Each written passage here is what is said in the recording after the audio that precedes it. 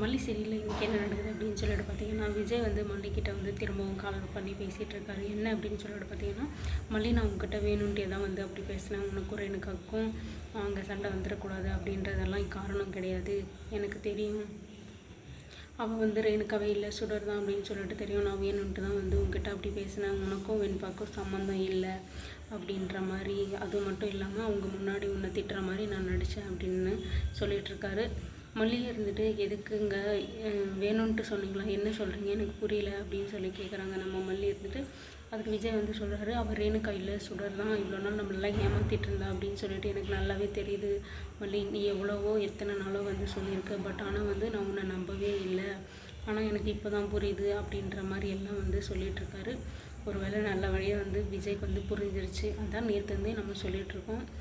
கண்டிப்பாக வந்து விஜய் வந்து புரிஞ்சுப்பார். ஆனால் வந்து மல்லி வந்து திட்டினதுக்கான காரணமும் வந்து அங்கே வந்து அவங்களுக்கு தெரியக்கூடாது. அதாவது முக்கியமாக ரேணுகாவுக்கு வந்து தெரியவே கூடாது, நமக்கு உண்மை தெரிஞ்சிருச்சு அப்படின்றது காரணம் வந்து தெரிஞ்சால் வந்து அதுக்கு அடுத்த பிளானை வந்து கண்டிப்பாக ஏதாவது போட்டுருவா. விஜய் வந்து ஏதாவது பண்ணுறதுக்கான வாய்ப்பும் வந்து நிறையவே இருக்குது.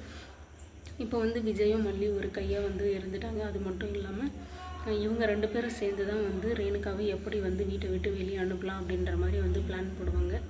ரேணுகாவுக்கு இந்த உண்மை தெரிய வந்ததுன்னா விஜயை விட்டுருவா. விஜயும் வந்து எதிரியாக ஆப்போசிட்டாக தான் பார்க்குவாளே தவிர இப்போ மொத்த பணமும் சொத்து எல்லாமும் வந்து கதிரேசன் கிட்ட தான் இருக்குது. இப்போ கதிரேசன் தான் நம்பாமல் இருக்கார், இது என் பொண்ணு தான் அப்படின்னு சொல்லிட்டு. சுடர் அப்படின்னு சொன்னால் வந்து நம்பாமல் இருக்கார். இப்போ வந்து கதிரேசன் கிட்ட இருக்கிற பணத்தையும் கதிரேசனோட பொண்ணாவும் இங்கே வாழணும் அப்படின்னு சொல்லிட்டு வந்து இருக்க போகிறாங்க. அது மட்டும் இல்லாமல் வெண்பா வந்து என் பொண்ணு, அவள் என் கூட தான் இருப்பா அப்படின்ற மாதிரி வந்து சட்டம்லாம் பேசுவாங்க. ஆனால் வந்து விஜய்க்கும் மல்லிக்கும் தெரியும் அவள் வந்து ரேணுகாவே இல்லை சுடர்ன்னு சொல்லிட்டு. அவகிட்ட வந்து நம்ம பொண்ணு எப்படி போய் விடுறது அப்படின்னு சொல்லிட்டு இவங்க ஒரு பக்கம் போராட போகிறாங்க. இப்போ சப்போஸ் வந்து கேஸ் கொடுத்து கோர்ட்டுக்கே போனாலையும் பொண்ணு வந்து அம்மா கூட தான் இருக்கணும் அப்படின்றது சட்டமே இருக்குது. அது மட்டும் இல்லாமல் வெண்பா விருப்பம்னா அதுக்கும் வெண்பா வந்து சின்ன குழந்தை, அதனால் வந்து அவள் சொல்கிறத வந்து ஏற்றுக்க மாட்டாங்க. அதுக்கும் ஒரு ஏஜ் லிமிட் வைப்பாங்க. அது வரைக்கும் வந்து அவள் சொல்கிறத கேட்கணுன்னா அந்த ஏஜ் வரைக்கும் நம்ம வெயிட் பண்ணணும் அப்படின்ற மாதிரி தான் சொல்லுவாங்க. இப்படி எல்லாத்தையும் கேல்குலேட் பண்ணி பார்த்தாலுமே லாஸ்ட்டாக வந்து வெண்பா வந்து ரேணுகா கூட இருக்கணும் அப்படின்ற மாதிரி தான் வந்து சொல்லிவிடுவாங்க. இப்போ விஜயும் மல்லிக்கும் அடுத்ததான் என்ன வேலை அப்படின்னா, எப்படி வந்து ரேணுகா கிட்டே இருந்து, அதாவது சுடராக இருக்கிற ரேணுகா கிட்டே இருந்து நம்ம வெண்பாவை எப்படி காப்பாற்றுறது, அது மட்டும் இல்லாமல் கதிரேசனுக்கு எப்படி நம்ம ப்ரூவ் பண்ணுறது இவ சுடர் இல்லை அப்படின்றது வந்து இதுக்கப்புறமா வந்து மல்லி கூட சேர்ந்து விஜயம் வந்து தேட போகிறாரு. ரேணுகாவுக்கு எதிராக இருக்கிற எல்லா ஒரு ஆதாரத்தையும் வந்து தேட போகிறாங்க. இவ்வளோ நாள் மல்லி தேடாதது இதுக்கப்புறம் ஏதாவது கிடைக்குமா அப்படின்றதும் தெரியல. பட் வந்து விஜய் வந்து மல்லி கூட இருக்க போகிறாரு அப்படின்றது தான் இதில் ஒரு பாசிட்டிவான விஷயங்க. இப்படியோ வந்து விஜய்க்கு வந்து உண்மை தெரிய வந்துருச்சு. மல்லிக்கு இதுக்கப்புறம் வந்து ரேணுகா கூட ரொமான்ஸ் பண்ணுறதோ இல்லை ரேணுகா கூட சேர்ந்து வாழ்கிறதோ இந்த மாதிரி வந்து எந்த ஒரு விஷயமும் வந்து பண்ண மாட்டாங்க. இப்போது விஜயும் வந்து ரேணுகாவுக்கு ஆப்போசிட்டாக மாறிட்டார். அதாவது வந்து விஜய் வந்து ரேணுகா கூட வாழ விருப்பம் இல்லை அப்படின்ற மாதிரி கதிரேசனும் நிஷாவும் நினச்சாங்கன்னா இவங்க டைரெக்டாக வந்து நெக்ஸ்ட்டு வந்து கேஸுக்கு தான் போகிறாங்க. கேஸ் கொடுக்க போகிறாங்க விஜய் மேலே. அதாவது வந்து முதல் மனைவி இருக்கிறம்போது 2வது மனைவி கூட வந்து இருக்காங்க அப்படின்ற மாதிரி வந்து சொல்லுவாங்க. என்னதான் இருந்தாலே அது அவங்களோட விருப்பம் அப்படின்றதையும் தாண்டி வேறு ஏதாவது ஒரு காரணத்தை சொல்லி வந்து கேஸ் போட போகிறாங்க விஜய் மேலேயோ இல்லை மல்லி மேலேயோ வந்து அப்படின்னு சொல்லிட்டு தான் நினைக்கிறேன்.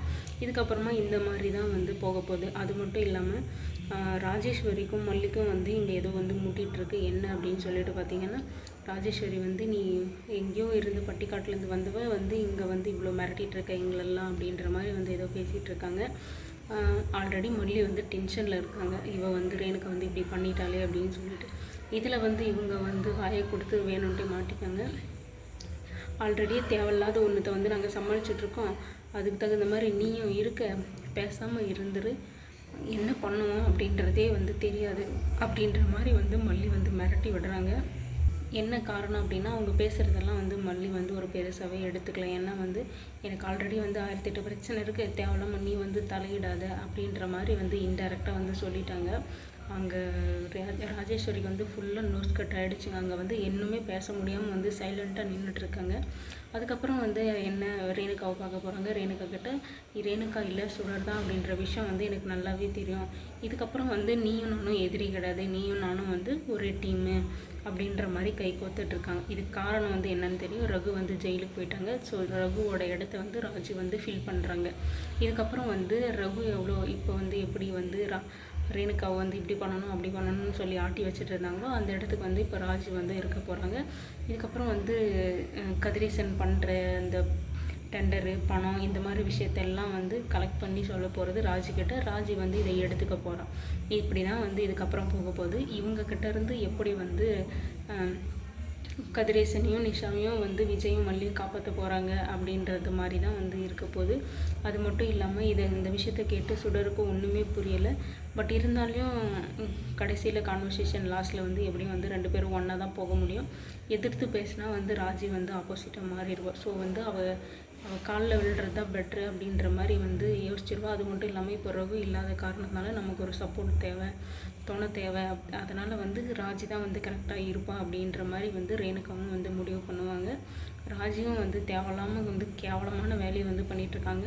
நீ ரேணுகா இல்லை சுடர்னு தெரிஞ்சுனா இவ்வளோ நாள் சொல்லாமல் இருந்தது அப்படி இப்படின்னு சொல்லிட்டு வந்து என்னென்னவோ பேசி மயக்கி வந்து சுடரை வந்து சம்மதிக்க வச்சுட்டாங்க. இதுங்க ரெண்டும் சேர்ந்து என்னென்ன வந்து குடும்பம் பண்ண போதுங்களோ அப்படின்னு சொல்லிட்டு தெரியலைங்க. என்ன பண்ணுறாங்க அப்படின்னு சொல்லிட்டு நம்ம வெயிட் பண்ணி பார்க்கலாம்.